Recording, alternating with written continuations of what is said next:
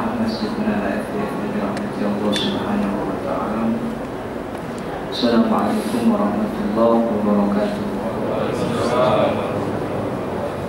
Alhamdulillah, pada siang hari ini kita diberi nikmat Allah Subhanahu wa taala sehingga bisa bersilaturahmi lagi, bisa berkumpul, bisa bermuajah dengan saudara kita yang lain. Yang terpenting ialah Allah masih memberikan kita kesempatan untuk kita menunaikan kewajiban kita sebagai seorang muslim, yaitu melaksanakan sholat zuhur secara berjamaah. Salawat serta salam kita sampaikan kepada Nabi besar Muhammad SAW beserta keluarganya dan juga para sahabatnya. Para jemaah sekalian, sebelum kita mulai, saya ingin mengajak para jemaah sekalian untuk sama-sama membaca surat Al-Fatihah sambil berdoa untuk para jemaah haji kita Indonesia khususnya, dan juga seluruh jemaah haji dari seluruh negara yang sudah hampir setengah bulan ini sudah memadati kota Makkah dan kota Madinah. Mungkin di dalamnya ada saudara kita, ada orang tua kita, ada kakak adik kita. Kita doakan mudah-mudahan segala urusannya dilancarkan, baik di dalam negeri, di Indonesia yang belum berangkat, dan juga di negeri Arab Saudi sana bagi yang sudah berangkat.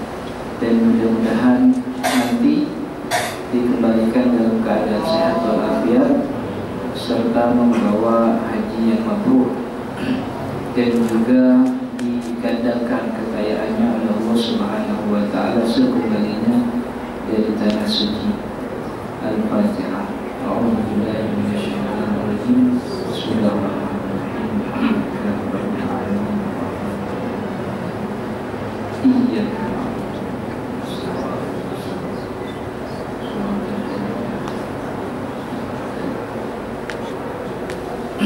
Baik para jemaah sekalian, kita lanjutkan materi kita, yaitu tentang iqamah. Kemarin kita sudah bahas tentang azan, dari mulai hukumnya sampai beberapa hal terkait dengan azan, seperti masalah-masalah azan yang tidak diperuntukkan untuk sholat, seperti azan bayi yang baru lahir, kemudian juga atau azan ketika walimatus safar yang banyak kita saksikan di Indonesia. Hampir di seluruh provinsi di Indonesia, apalagi Jakarta begitu, ketika orang ingin berangkat haji ada walimahnya, walimatus safar. Dan biasanya di dalam walimah itu selain didoakan juga diiringi dengan azan ketika ingin berangkat ke bandar udara, atau kalau sekarang ke Pondok Gede. Ya, karena memang dalam kitab-kitab Syafi'i, mazhab Imam Syafi'i termasuk salah satu mazhab yang sangat lurus terkait dengan azan. Dan beliau, mazhab ini, membolehkan azan untuk orang yang ingin berangkat haji, karena dikategorikan sebagai mujahid, dikiaskan, dianalogikan sebagai orang yang pergi jihad. Karena memang ketika jihad, Nabi, beberapa riwayat mengatakan Nabi dikumandangkan azan sebelum berangkat sebagai motivasi bagi para mujahidin. Kemudian itu juga dianalogikan kepada orang yang ingin berangkat haji atau juga orang yang ingin bersafar. Intinya bahwa memang ini masalah yang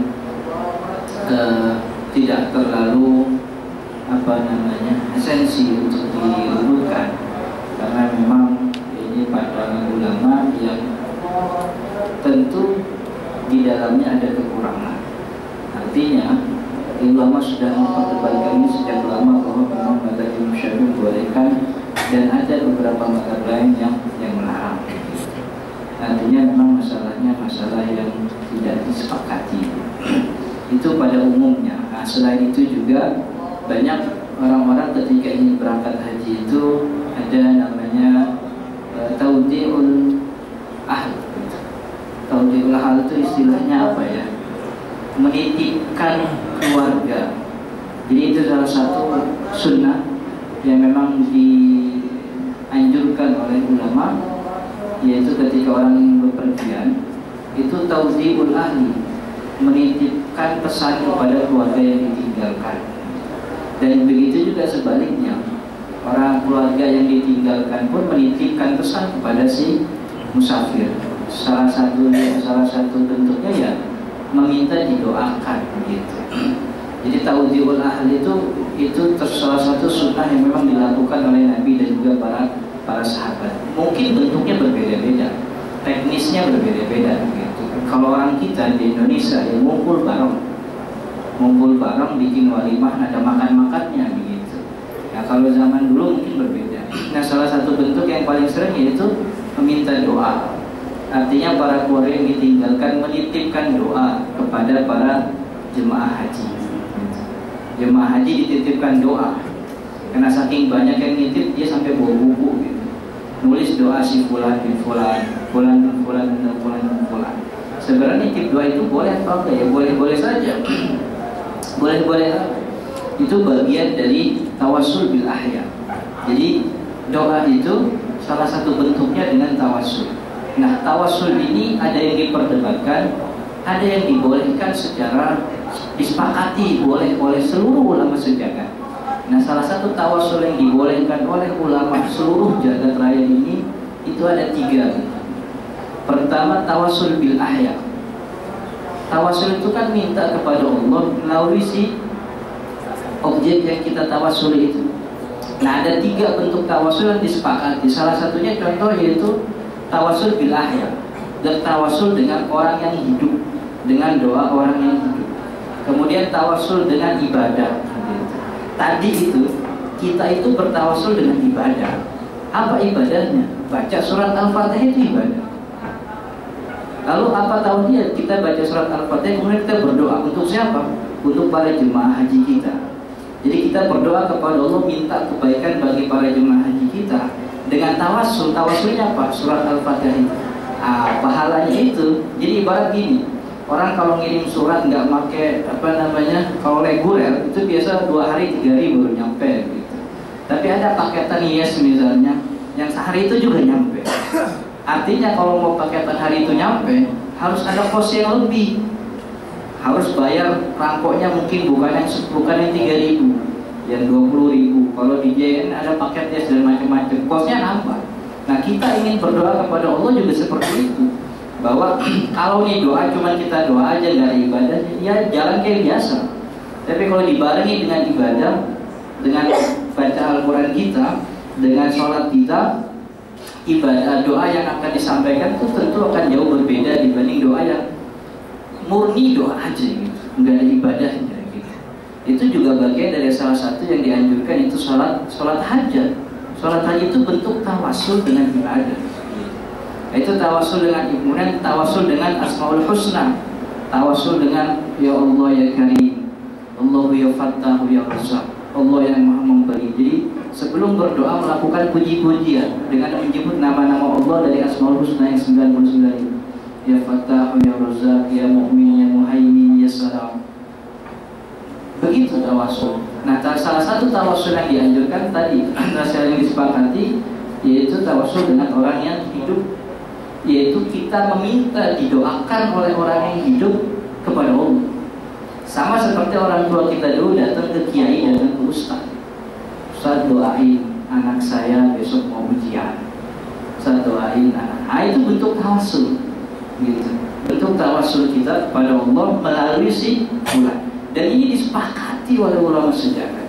Yang tidak disepakati, yang masih diperselisihkan tawassul dengan orang yang mati. Nah itu yang masih diperselisihkan. Ada yang bilang boleh, ada yang bilang nggak boleh. Kalau tawassul dengan orang hidup semua sepakat. Kenapa? Dulu Nabi ngajarin itu. Dulu Nabi ngajarin. Dulu ketika ada cerita bahwa salah satu sahabat bernama, bukan sahabat, beliau tabi'in, tapi hidup di zaman Nabi, cuma nggak pernah ketemu Nabi. Namanya Uwais Al-Qarni.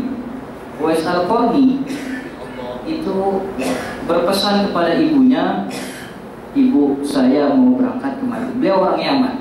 Saya mau berangkat ke Madinah. Mau ngapain? Mau ketemu dengan Muhammad. Terus ibunya bilang, boleh berangkat ke Madinah, cuman jangan lama-lama, kasihan ibu sendiri. Nah nanti pas sampai Madinah, ketemu nggak ketemu Nabi, langsung pulang. Itu kata ibunya Uwais Al-Qarni. Nah, akhirnya sampai di Madinah, datang ke rumah Nabi. Samping Masjid Nabawi, namanya kosong. Nabi tidak ada di Masjid Nabawi, diketok pintunya pun tidak ada. Kata Aisyah yang menanggapi, bentar lagi Nabi pulang, tungguin aja di Masjid Nabawi sebentar lagi pun. Cuma Uwais Al-Qarni ingat pesan ibunya. Kata Uwais Al-Qarni, enggak, saya mau balik ke Yaman lagi. Kenapa? Kata ibu saya begitu, sampai Madinah, ketemu nggak ketemu Nabi, langsung pulang. Nabi tahu cerita itu. Jibril yang memberitahu bahwa ada Fulan bin Fulan, orang yang taat banget sama ibunya. Maka esok hari ketika bertemu dengan Sayyidina Abu Bakar dan Umar, beliau bilang, nanti musim haji ada rombongan dari Yaman. Nah, di antara rombongan itu ada namanya Uwais Al-Qarni. Uwais Al-Qarni. Uwais Al-Qarni itu orang yang taat sekali dengan ibunya, punya makom yang tinggi, derajat yang bagus di sisi Allah Subhanahu wa Ta'ala. Nanti kalau ada rombongan Yaman, cari dia. Kalau ketemu, minta doa, minta ampun kepada Allah melalui Uwais Al-Qarni. Artinya nyuruh Uwais Al-Qarni supaya minta ampun kepada Allah Subhanahu wa Ta'ala. Gitu. Selesai itu ya sudah. Rasul wafat, datang musim haji, Abu Bakar dan Sayyidina Umar mencari siapa yang namanya Uwais Al-Qarni, dan beliau bingung. Umar dan Sayyidina Abu Bakar dan Sayyidina Umar itu dua sahabat yang pasti masuk surga. Sudah dijanjikan oleh Allah Subhanahu wa Ta'ala masuk surga. Sebagaimana sabda Nabi bahwa ada 10 orang yang dijadikan masuk surga. Beliau sudah pasti masuk surga, tapi masih tetap disuruh minta doa kepada Uwais Al-Qarni. Datang nyari masuk ketemu. Kemudian beliau bilang, ya Uwais Al-Qarni, istaghfirillahi lana, istaghfirillah lana, minta ampun kepada Allah buat saya dan Abu Bakar. Setelah berdoa, dia tanya kepada Uwais Al-Qarni, emangnya spesialnya apa sih? Ente itu siapa sebenarnya? Rasul kok sampai wanti-wanti supaya cegat rombongan dari Yaman buat nyari ente, Uwais Al-Qarni. Aneh, orang paling dekat sama Nabi gak digitu-gitu amat gitu. Ente Uwais Al-Qarni. Uwais cerita itu aja. Dulu saya pernah datang ke Madinah, cuman saya suruh balik lagi sama ibu saya. Karena kenapa ya? Pokoknya ketemu gak ketemu suruh balik lagi.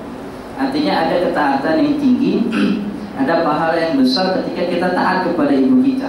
Maka Allah Subhanahu wa Ta'ala menjadikan Uwais Al-Qarni sebagai wasilah doanya Sayyidina Abu Bakar dan Sayyidina Umar. Ini bentuk tawasul dengan orang yang hidup. Memang Nabi ajarkan itu. Maka kita ketika ingin berdoa, kita boleh mencari siapa yang kira-kira di antara kita itu orang soleh. Supaya apa? Supaya minta didoakan.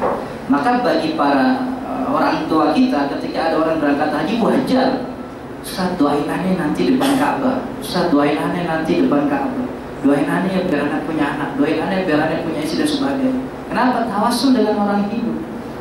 Itu karena orang yang haji itu punya kelebihan. Dia datang ke tempat suci, di mana tempat suci itu orang doanya dikabulkan. Dia datang ke Masjid Nabawi, ada mihrab. Dia datang ke Masjidil Haram, ada Hijr Ismail. Dia datang ke Arafah, tempat paling mustajab ketika orang haji di Arafah. Seluruh tempat haji mustajab. Maka kita sebagai orang yang ditinggal oleh pergi haji, kita nitip doa sama orang pergi haji. Supaya apa? Doanya itu makbul. Dalam hadis lain Nabi mengatakan, fa'inna hujjat wal umar, orang yang haji dan orang berilmu, orang yang berhaji dan umrah itu wafdullah, itu tamunya Allah.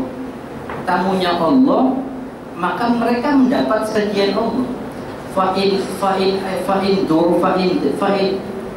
da'u a'tahu, kalau dia berdoa pasti Allah kasih dia minta. Kalau dia minta ampun pasti Allah ampuni. Begitu hadis Nabi. Maka titipan kita kepada para jemaah haji itu bukan berarti terlarang. dianjurkan oleh Nabi. Kenapa? Karena beliau-beliau itu orang-orang pilihan Allah. Bisa datang ke Masjidil Haram, bisa datang ke Masjid Nabawi. Nah, kita minta doa, bukan doa ke dia, minta doanya ke Allah, nitip sama si Fulan bin Fulan. So, kenapa kita gak doa langsung aja? Ya boleh, doa langsung ya boleh. Cuman kata ulama, ta'adduban wa idlalan fi wajhillah, sebagai bentuk adab dan malu sama Allah. Kita ini banyak dosa, malu sama Allah kalau minta langsung. Kalau nitip sama orang kan lebih enak begitu. Doa langsung kepada Allah kan boleh banget. Cuman kan kadang-kadang kita kudu nyadar diri juga gitu. Kita kan tahu sholat kita seberapa, sedekah kita seberapa banyak kita tahu, puasa kita seberapa hebat kita tahu, sholat kita seberapa khusyuk kita tahu. Dengan kualitas yang seperti itu, kalau emang nggak malu ya nggak apa-apa gitu. Tapi kan kadang-kadang ulama seperti itu, kadang-kadang. Dan itu juga begitu Sayyidina Umar bin Khattab ketika Rasul sudah wafat. Kemudian Madinah dalam keadaan yang paceklik, hujan lama tak turun begitu. Kemudian banyak tanaman yang punah dan sebagainya, orang kelaparan. Kemudian dia mengumpulkan para sahabat. Lalu apa yang dilakukan? Bukan beliau yang doa, tapi beliau minta kepada Abbas bin Abdul Muthalib, yaitu paman Nabi. Sayyidina Abu Bakar, Sayyidina Umar bin Khattab, khalifah kedua, orang kedua kepercayaan setelah Nabi Muhammad dan Abu Bakar, pasti tinggi kedudukannya di sisi Allah. Dengan begitu Sayyidina Umar bin Khattab masih tetap minta doa kepada Abbas bin Abdul Muthalib, pamannya Nabi. Kenapa milih Abbas? Ada hubungannya sama Nabi, apa paman gitu. Jadi kenapa Sayyidina Umar nggak minta doa langsung aja padahal dia khalifah? Itu bukti bahwa orang boleh kita meminta doa kepada orang yang sekiranya mungkin saja jauh lebih apa istilahnya. Ada ustaz minta doa kepada santri itu wajar. Nah gitu. Ustaz kan pasti lebih pintar, lebih alim, mungkin saja ibadahnya lebih banyak. Tapi ustaz boleh minta doa kepada santri, doain saya ya, nanti saya mau begini. Enggak, itu enggak cepat karena dulu ada Sayyidina Umar. Tentu derajatnya lebih tinggi. Abbas bin Abdul Muthalib bukan siapa-siapa, cuma pamannya Nabi.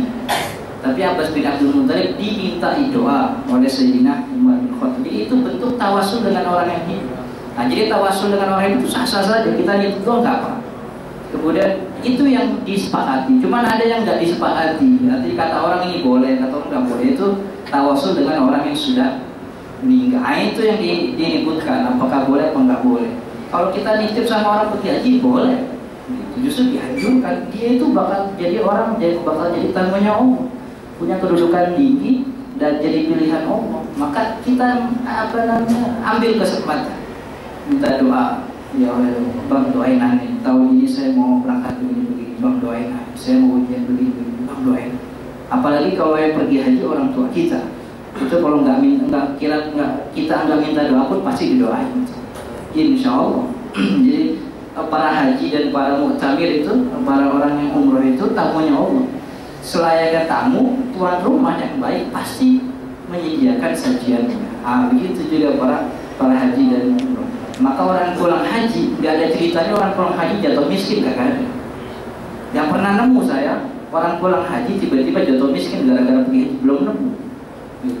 Allah yang nanggung. Nah, itu kita kembali ke materi kita, yaitu tentang iqamah. Agak jauh nih berikutnya ngomongin haji. Lagi musimnya so. Nah, pertama iqamah yaitu definisinya. Iqamah itu artinya alamul hadirina al-mutahayyibina li sholati bil qiyami ilaiha bi alfadin makhsusatin wa sifatin makhsusah. Pemberitahuan kepada hadirin yang sudah siap untuk memulai ibadah sholat dengan lafaz dan sifat-sifat tertentu. Jadi kalau azan kemarin itu i'lamul ghaibin, pemberitahuan bagi orang yang jauh dari masjid, orang yang nggak kelihatan. Nah kalau iqamah ini orang yang sudah ada hadirin di masjid dengan lafaz dan sifat-sifat tertentu. Bagaimana hukumnya? Nah, pertama hukumnya sunnah muakkad, kemudian fardu kifayah. Jumhur ulama mengatakan hukumnya sunnah muakkad, mengikuti pendapat mereka tentang hukum azan itu sendiri. Kemarin kita bahas tentang azan, ada yang mengatakan sunnah muakkad, ada yang mengatakan juga fardu kifayah. Jumhur mengatakan azan itu ya sunnah muakkad, sunnah bukan sebuah kewajiban.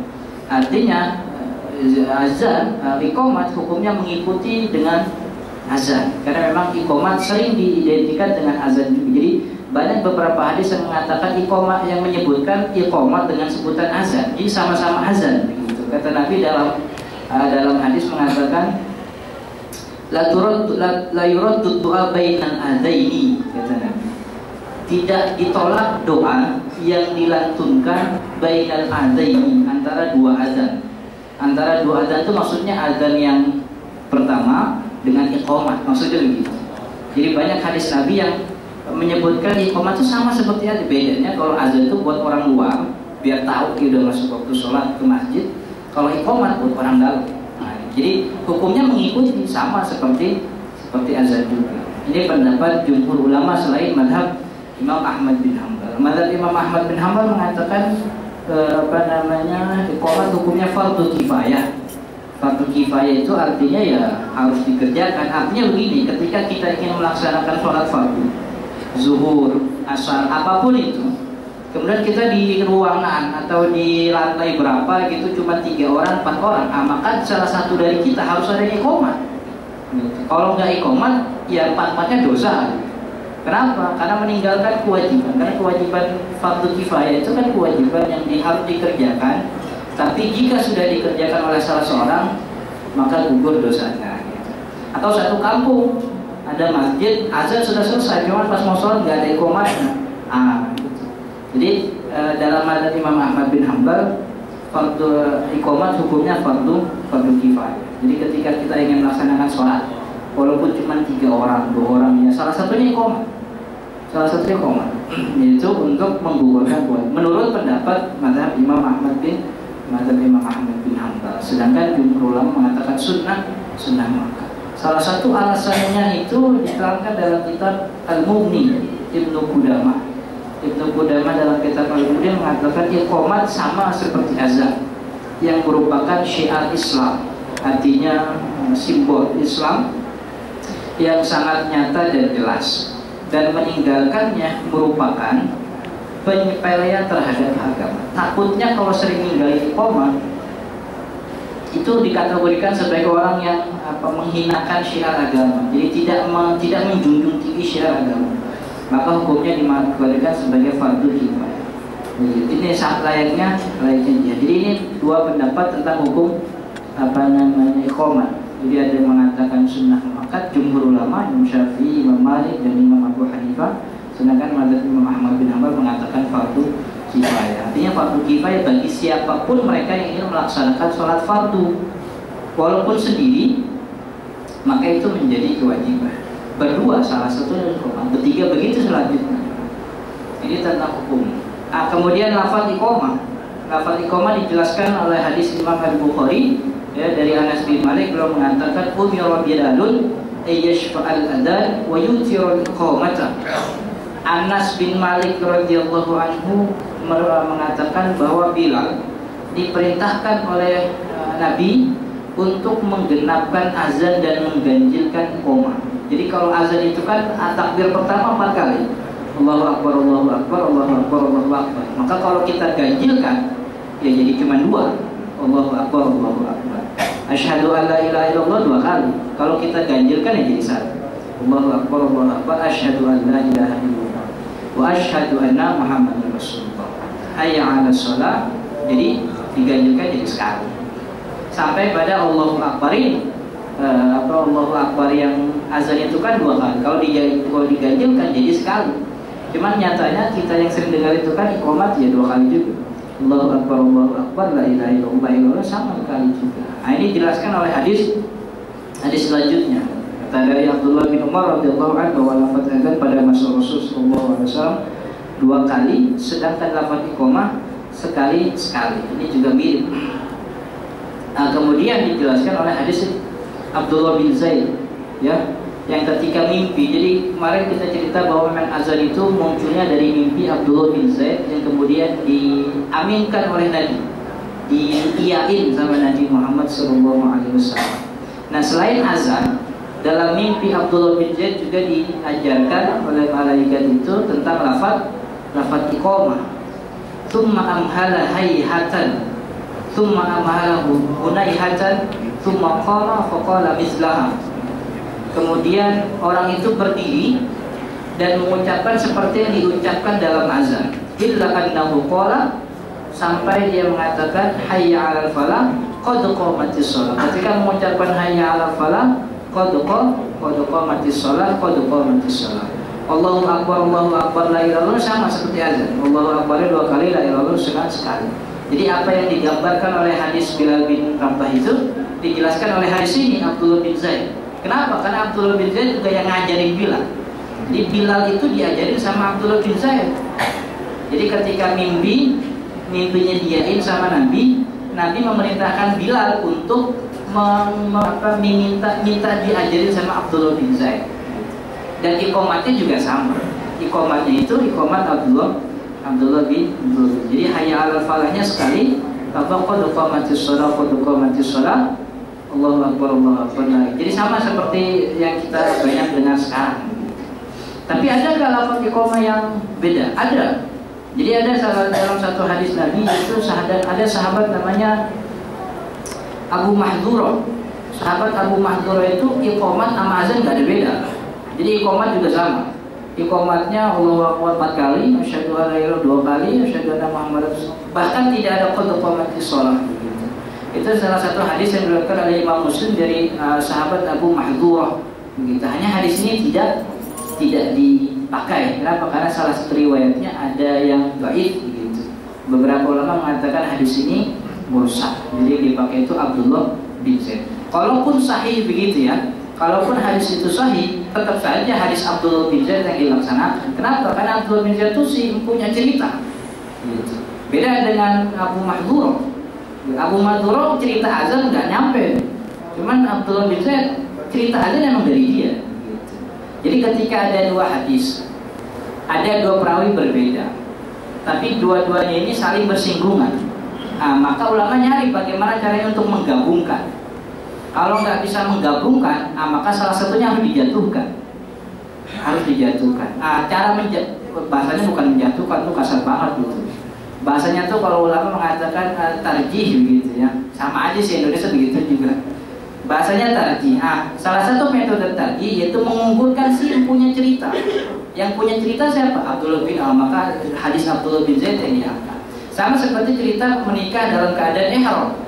Ya, bahwa dulu Nabi Muhammad SAW dalam hadis Sahih Bukhari dan Sahih Muslim yang meriwayatkan sahabat Ibnu Abbas, kata beliau, tazawwajan Nabi SAW an Maimunah wa huwa muhrim. Kata Ibnu Abbas, Nabi itu kemarin nikah sama Maimunah itu dalam keadaan ihram. Padahal dulu Nabi pernah bilang bahwa orang yang ihram itu haram nikah, nggak boleh nikah. Orang yang ihram haram nikah. Jadi orang yang kalau lagi pergi haji ihram yang nggak boleh nikah. Batalin dulu ihramnya baru nikah. Gitu. Jadi kata Nabi orang yang ihram nggak boleh nikah. Loh, cuman ini Ibnu Abbas bilang Nabi menikahi Maimunah dalam keadaan ihram. Oh, ternyata bukan ini satu-satunya hadis. Ada satu lagi hadis yang diriwayatkan oleh Imam Muslim. Siapa perawinya? Maimunah sendiri. Maimunah bilang tazawwajani Nabi sallallahu alaihi wasallam wa huwa halal. Nabi menikahiku, kata Maimunah, dia dalam keadaan halal, bukan dalam keadaan ihram begitu. Maka ini kan 2 hadis bersinggungan. Ada hadis Ibnu Abbas dengan hadis Maimunah. Mana yang dimenangkan? Yang dimenangkan Maimunah. Kenapa? Dia punya cerita dia. Nikahnya sama dia bukan sama Ibnu Abbas, maka yang dimenangkan dia. Jadi ketika ada 2 hadis sama-sama sahih gitu. Maka ulama cari siapa yang dimenangkan. Salah satu metode untuk tarjih itu kekuatan si perawinya. Nah, ini dalam hal ini juga demikian, bahwa jumhur ulama mengatakan hadis Abdullah bin Zaid yang diamalkan. Kenapa? Karena dia yang paling punya cerita. Ini tentang lafaz iqamah. Jadi lafaz iqamah kita sekarang itu ya memang yang diriwayatkan oleh Abdullah bin Zaid. Nah, kemudian ada syaratnya. Pertama, syaratnya itu haruslah orang Islam ketika iqamah. Ya tentu ya, karena iqamah ini adalah ibadah, dan ibadah itu tujuannya kepada Allah, dan tidak mungkin ibadah dilaksanakan oleh orang yang tidak mukallaf. Islam itu kan salah satu bentuk syarat mukallaf. Ya mungkin gitu kita lagi main gitu di kantor itu kan nggak cuma orang Islam, di kantor itu ada musola misalnya, udah mau sholat ada orang iseng-iseng, gue dong komat gitu, sekalian gue mau belajar di komat gitu. Boleh nggak komat? Ya boleh aja gitu, biarin dia belajar. Cuma kita di komat lagi gitu, karena komat yang tadi kata itu, nah makanya dilakukan oleh orang Muslim. Tapi boleh nggak dia komat? Ya boleh, siapa aja boleh azan. Orang Islam Kristen juga boleh azan, biar belajar aja. Cuman azannya nggak kehitung, nggak dikatakan sebagai azan yang syar'i, azan sebagai pemanggil sholat. Nah, kemudian juga mesti laki-laki. Sebenarnya iqamat dengan harus laki-laki sama seperti azan masalah kemarin, yaitu ulama mengatakan perempuan juga boleh kok azan. Yang salah satu yang mengatakan boleh itu mazhabnya Imam Abu Hanifah. Perempuan boleh nggak azan? Boleh, dengan syarat. Syaratnya apa? Komunitas sendiri, artinya jamaahnya perempuan semua. Nah itu perempuan boleh azan. Boleh iqamat juga, artinya kalau jemaahnya bercampur, ada laki-laki, ada perempuan, ada banci misalnya gitu. Yang diambil tuh yang laki-laki, dia yang azan, dia yang iqamat. Jadi perempuan ketika dia berada pada komunitas, ada lakinya, ada perempuannya, laki yang harus jadi mungkin iqamatnya, perempuan nggak boleh. Tapi kalau di komunitas sendiri, artinya di jemaah dia sendiri, ya dia boleh iqamat, dia boleh azan juga begitu. Nah kemudian yaitu balik, harus orang yang persyaratan harus baliknya memang diperdebatkan oleh ulama. Beberapa ulama mengatakan tidak mesti orang yang balik, tapi jumhurnya mengatakan mesti orang yang balik. Nah kemudian juga haruslah berakal gitu ya nggak mungkin juga orang gila, kan orang gila juga ngapal iqamat nggak bisa gitu. Nah kemudian juga suci dari hadas. Kalau kemarin kita mengatakan bahwa azan itu boleh orang yang tidak suci dari hadas, boleh. Yang penting kalau statusnya kalau azannya di masjid, ya dia harus suci dari hadas kecil. Karena kalau dia suci kalau dia punya junub, ya nggak boleh masuk masjid. Jadi kalau azan itu tidak disyaratkan harus suci dari hadas kalau azan. Tapi kalau iqamat, ya harus orang yang sudah suci dari azan. Dari hadas. Nah kemudian ada sunnah disunnahkan. Pertama sunnahnya dipercepat atau dihadar, artinya iqamat lantunannya nggak usah sama kayak azan gitu. Ya kata Nabi Muhammad SAW, "Idza adzanta fatarassal wa idza aqamta fahdur." Kata Nabi, bila kamu melantunkan azan maka perlambatlah, namun bila kamu melantunkan iqamah maka percepatlah. Maksudnya kalau lagi azan diulur dengan nada yang indah supaya orang tertarik datang ke masjid mau dengerin.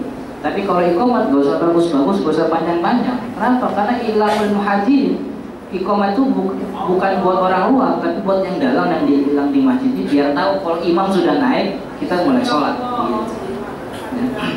Jadi ketika iqamat tidak perlu dilantunkan. Sebenarnya ini sesuatu yang dianjurkan saja, dianjurkan dengan hikmah bahwa memang iqamat itu untuk orang yang dalam sholat dan biar segera membereskan softnya gitu.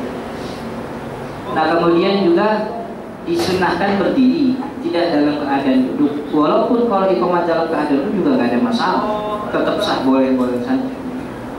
Nah kemudian juga menghadap kiblat, ya dianjurkan, tidak harus menghadap kiblat begitu ya. Jadi ini dianjurkan menghadap kiblat, sama seperti azan, tidak harus menghadap kiblat, tapi dianjurkan menghadap kiblat. Kan ada tuh masjid gitu ya, speakernya tuh ada di dalam samping kiri kanan mihrab begitu. Nah, ketika orang mau azan tuh ngadapnya bukan ke kiblat, justru ke arah sono, bisa ke kanannya, bisa ke kiri, sesuai bagaimana ukuran mic-nya begitu ya. Jadi memang tidak diharuskan menghadap kiblat karena azan dan iqamat itu bukan sholat. Azan dan iqamat bukan sholat. Hanya saja dianjurkan menghadap kiblat sebagaimana Bilal bin Rabah dulu yang ketika azan dan iqamat beliau menghadap kiblat. Nah haruslah pelantun azan. Jadi ini disunnahkan. Memang orang yang azan dia juga yang iqamat. Gitu. Kenapa? Karena dulu ya Nabi pernah bilang. Dari Haris As-Sudai, bahasa Rasulullah SAW Bilalan ila hajjatin fa'amarani al-mu'adzina fa'adzantu faja'a Bilal wa arada an yuqim fanahahu dzalika. Dulu aku pernah diutus oleh Nabi Muhammad, Nabi pernah mengutus Bilal untuk suatu keperluan, dan beliau memerintahkan aku untuk melantunkan azan, maka aku pun melakukannya. Kemudian Bilal datang kembali dan akan melantunkan iqamah. Namun Nabi SAW mencegahnya selain berkata, saudara Sida, inna akhaka Sida, ini yang meriwayatkan yang pertama itu, inna akha Sida'in huwa alladhi adzan wa man adzana fa huwa alladhi yuqim. Saudara Sida itu yang tadi melantunkan azan, maka kalau dia azan maka dia juga iqamah. Ini satu hadis yang diriwayatkan oleh hadis riwayat Ibnu Majah. Ibnu Majah itu salah satu ulama hadis yang punya kitab Sunan Ibnu Majah. Sunan Ibnu Majah ini. Hadis ini menerangkan bahwa yang kalau azan itu dia iqamah, dan seakan-akan redaksinya ada sesuatu yang harus, sesuatu yang wajib. Tapi kemudian kewajibannya gugur oleh hadis ini, ya. Oleh hadis dari Abdullah bin Zaid, beliau mengatakan dirinya bermimpi tentang azan. Lalu dia mendatangi Rasulullah SAW dan memberi kabar kepada beliau. Beliau pun bersabda, berikan kepada Bilal buat azan. Maka diberikan kepada Bilal dan Bilal pun mengumandangkan azan. Namun Abdullah bin Zaid menjawab, tapi saya mendapatkan mimpi utuh dan saya menginginkan azan ya Rasul. Kemudian Rasul menjawab, lantunkanlah iqamah. Jadi Bilal yang azan, cuman Abdullah bin Zaid yang iqamah. Artinya dianjurkan saja kalau dia yang azan, dia yang iqamah. Tapi sebenarnya azan dan iqamah itu dua ritual yang hak prerogatifnya dipegang oleh tangan yang berbeda. Jadi dalam hadis Nabi, innal mu'adzina ahaqqu bil adzan wa innal imama ahaqqu bil iqamah. Jadi kata Nabi, yang paling berhak untuk azan itu siapa? Muazzin. Tapi yang berhak untuk iqamah imam. Maksudnya apa? Maksudnya kalau udah azan, datang waktu iqamah, nunggu persetujuan dari imam. Kalau kata imam iqamah, kalau enggak ya udah entar aja. Jadi hak prerogatif untuk azan itu ya muazzin. Tapi untuk iqamah begitu imam. Jadi jangan orang di ojok-ojok baru masuk dia langsung, iqamah tepuk tangan. Ayo buru-buru. Lihat dulu imam gitu. Karena ada beberapa kejadian sering begitu, orang di iqamah udah beres tapi gak ada yang maju jadi imam gitu kan. Bingung kan? Tadi siapa yang nyuruh iqamah maju jadi imam. Gitu. Jadi imam itu selain menjadi imam, salah satu tugasnya menentukan kapan iqamah dilantunkan. Tapi kan di beberapa masjid imamnya sudah rotib, sudah ada standby dan waktunya juga sudah pas gitu. Jadi kalau mau buru-buru jangan datang ke masjid ini, udah ada waktunya. Kalau mau buru-buru sholat sendiri di rumah aja gitu. Jadi jangan sampai bikin kacau orang di masjid. Jadi itu yang paling berhak menjadi tentang azan, yaitu muazzin, dan yang paling berhak iqamat itu Nabi Muhammad, imam. Karena dulu Nabi pernah mengundur Isya sudah azan, tapi Nabi mengundur sholat Isya karena belum ada yang ngumpul di Masjid Nabawi. Dan itu sering dilakukan oleh Nabi Muhammad SAW. Kenapa? Karena yang paling berhak untuk iqamat ya beliau. Yang paling berhak menentukan kapan iqamat beliau. Isya sudah masuk, sudah azan, tapi kata Nabi tak, sahabat belum pada ngumpul. Ya, ahyanan abta'u wa ahyanan ajaru. Kadang-kadang lambat begitu karena para sahabat entah dari mana. Tapi kadang-kadang ketika Nabi Muhammad udah pada ngumpul ya iqamat. Jadi iqamat itu diserahkan kepada imam gitu ya. Itu dianjurkan yang azan itu, yang iqamat juga dianjurkan. Kemudian menjawab iqamah gitu. Jadi menjawab iqamah itu sebenarnya sama seperti menjawab azan gitu ya. Karena ini masuk dalam kategori nida, panggilan. Ya kata Nabi Muhammad SAW, idza sami'tumul nida faqulu kama yaqulul muadzin. Kalau kamu dengar panggilan, maka jawab sebagaimana kamu menjawab muadzin itu. Ya kalau kata muadzin Allahu Akbar, jawabnya Allah. Dan begitu juga iqamah sama. Cuman bedanya setelah iqamah ada doa yang dianjurkan oleh Nabi Muhammad SAW. Jadi dalam kitab Al-Adhkar An-Nawawi, Imam Nawawi mengatakan ada riwayat dari Abu Dawud dan Tirmidzi, anna Bilalan ahadun fil iqamati amara bil ahli fil iqamati falamma anqalaqa iqamati shalah qala Nabi sallallahu alaihi wasallam aqamaha Allahu wa adamah. Jadi kalau di azan itu ada hayya 'alas shalah hayya 'alal falah, jawabnya dengan la haula wala quwwata illa billah. Di di iqamat ada qad qamatis shalah. Qad qamatis shalah itu jawabnya aqamaha Allahu wa adamah. Cuman itu sesuatu yang enggak diharuskan. Dianjurkan seperti itu. Dulu Nabi menjawabnya begini. Jadi kalau sekarang ya mau diikutin ya boleh, mau nggak diikuti juga nggak ada masalah. Jadi itu yang terkait dengan jawaban tentang iqamah. Ya, mungkin ini yang bisa saya sampaikan. Ya. Kita lanjut nanti minggu depan bab tentang sholat Jumat. Kita akan bahas tentang sholat Jumat, hukumnya, dan juga beberapa pertanyaan terkait sholat Jumat yang kemarin sudah kita singgung terkait dengan qobliyah. Ada qobliyah Jumat, azan 2 kali, kemudian sholat zuhur lagi setelah sholat Jumat. Nah, macam-macam lah, banyak. Oke, sebelum kita tutup, yang ingin bertanya silakan. Atau sudah? Ya, ada. Ya. Assalamualaikum warahmatullahi wabarakatuh. Mau tanya yang tawasul tadi kan, kita minta doa sama ya ilah, misalkan ada satu niatan kita, terus dia cuma bilang amalin aja, misalkan beberapa ayat yang dibaca sekian kali, itu boleh kan? Iya, merutinkan bacaan tertentu, dan itu dilakukan oleh banyak ulama dari zaman salaf sampai sekarang. Bahkan Imam Ibnu Taimiyah itu punya kebiasaan setelah baca subuh, beliau membaca surat Al-Fatihah sampai belasan kali. Kemudian jadi merutinkan beberapa doa itu sesuatu yang tidak terlarang. Karena mengkhususkan satu ibadah pada jam tertentu itu juga bukan sesuatu yang dilarang. Dulu, ini yang sensitif juga nih, masalah yang sering ntar dia bapain ngomong. Ntar pulang dicegat saya. Jadi begini, dulu Nabi itu setiap hari Sabtu itu pergi ke Masjid Kuba. Rutin setiap Sabtu selalu begitu. Buat apa? Buat jadi imam di Masjid Kuba. Jadi tempat orang bertanya. Pokoknya kalau ke hari Sabtu, para sahabat juga pada ikut ngaji di Masjid Kuba.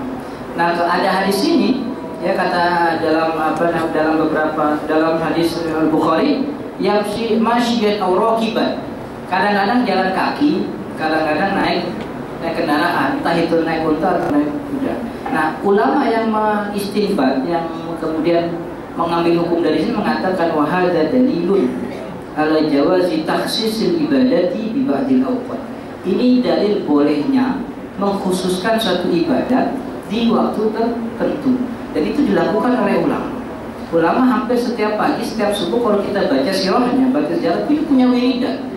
Ada Al-Fatihahnya, ada baca Bismillah sekian kali, ada baca sholawat sekian kali, dan itu dilakukan oleh banyak orang. Hanya saja beberapa kalangan kemudian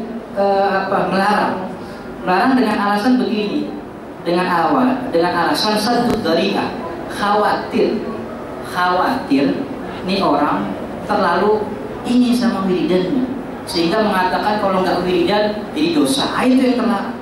Jadi beberapa orang mengharapkan memang dengan alasan dikhawatirkan, karena orang kalau udah kata kayak itu begitu takutnya dia dosa gitu. Kata kayak gua kalau habis subuh baca surat Al-Waqiah, kalau nggak baca surat Al-Waqiah, itu takutnya dosa, nggak boleh. Itu cuma anjuran. Mau akan datang kiai, saat saya gimana nggak punya kerjaan, dia baca Waqiah aja tiap subuh. Baca Waqiah itu satu hari dia nggak baca Waqiah, wah dosa. Itu yang nggak boleh. Gitu. Menganggap bahwa sesuatu ini wajib, dan kalau tidak dikerjakan berdosa, ini yang nggak boleh. Tapi kalau kita merutinkan dengan alasan memang kita cinta dengan surat ini, dengan wirid ini, ya nggak ada masalah. Jadi ada beberapa orang mengharapkan, kenapa khawatir dia mewajibkan dirinya sendiri, padahal syariat tidak mewajibkan. Gitu. Dulu ada sahabat, beliau menjadi imam, saya lupa itu di masjid mana, jadi bukan di Masjid Nabawi. Setiap setelah selesai surat Al-Fatihah, dia selalu membaca qul. Habis Al-Fatihah walau dhalin selesai, membaca qul huwallahu, selalu begitu. Habis qul baru baca surat yang lain. Setiap menjadi imam selalu begitu. Sahabat di belakangnya risih. Dia lapor, kita laporin ke Nabi, laporin dah. Kita lapor ke Nabi. Ya Rasul, di rumah kita, di masjid kita itu ada orang kalau jadi imam begini-gini. Habis baca Al-Fatihah selalu baca Qur'an. Habis baca Qur'an baru baca surat yang lain. Kemudian kata Nabi, panggil orang sini. Panggil. Datang orangnya, ditanya, ente yang jadi imam masjid anu? Iya. Ada apa ya Rasul?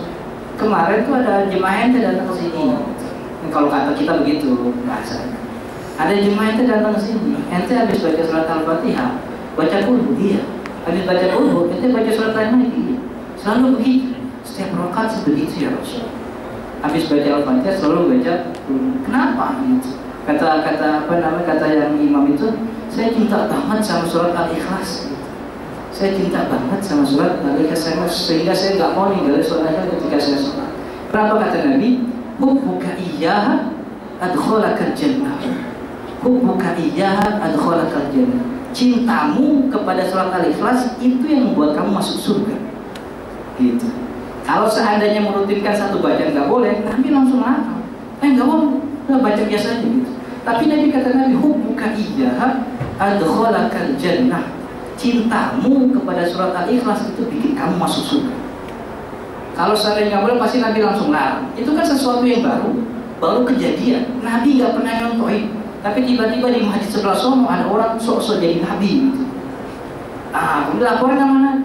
Nah begitu juga. Jadi merutinkan satu bacaan, misalnya saya mau baca surat ini, jam ini berapa, ini nggak ada masalah. Selama tidak mengatakan pada dirinya ini wajib, kalau nggak saya kerjain dosa, itu nggak boleh. Kalau sudah mengatakan ini wajib dan tidak mengerjakan dosa, berarti dia mensyariatkan sesuatu yang tidak pernah disyariatkan oleh Islam. Itu yang terlarang. Kalau cuma saya tidak, dan itu banyak dilakukan oleh ulama sejagat raya. Termasuk yang paling masyhur ya Imam Ibnu Taimiyah. Kenapa paling masyhur? Karena muridnya banyak meriwayatkan. Ibnu Katsir yang punya tafsir Ibnu Katsir itu muridnya Ibnu Taimiyah. Beliau mengatakan dalam Al-Bidayah wa Nihayah, Ibnu Katsir itu punya murid begini. Tapi Imam Ibnu Taimiyah tidak pernah ngajarin, artinya gini loh, kalau ente mau gini baca gini, enggak. Itu wiridan dia yang kemudian diketahui oleh murid-muridnya. Maka beberapa ulama yang melarang merutinkan, boleh dirutinkan tapi untuk sendiri, nggak boleh diajarin gitu. Tapi kalau ulama yang boleh kan ya boleh, ajarin boleh aja. Cuman jangan bilang ini wajib, selesai gitu. Jadi kata ulama yang melarang, khawatir kalau ini kemudian dia menganggap ini wajib. Kalau menganggap ini wajib, akhirnya kalau ninggalin dosa dong. Itu namanya mensyariatkan sesuatu yang tidak pernah disyariatkan oleh Islam. Itu maksudnya. Jadi kalau kita datang ke kiai, datang Ustaz, ini baca surat ini ya kalau kita mau baca ya baca, nggak baca juga nggak apa-apa, nggak dosa. Cuman saran kiai kan bagusnya dilanjutin. Nah, itu yang sering menjadi yang diperdebatkan. Kalau tadi jawaban saya cenderung ke salah satu kelompok, saya mohon maaf gitu. Saya mohon maaf, takutnya ada yang tersinggung. Tapi memang itu yang harus disampaikan kepada khalayak supaya orang-orang nggak pada ribut lagi gitu. Kalau emang nggak suka dirutinkan ya nggak usah merutinin. Tapi kalau suka merutinin jangan provokasi. Nah ini nggak sering baca surat Yasin kayak gini gitu. Itu kan provokasi namanya. Tuh orang suruh baca surat yang berbeda. Nah itu juga provokasi namanya. Biarin aja gitu. Selama nggak ganggu gitu kan, nggak ganggu orang gitu. Oke, ada lagi? Kita tutup ya. Insya Allah minggu depan kita masuk pada pembahasan sholat Jumat. Kita tutup dengan kafaratul majlis. Subhanallahumma wa bihamdika asyhadu an la ilaha illa anta astaghfiruka wa atubu ilaik. Assalamualaikum warahmatullahi wabarakatuh.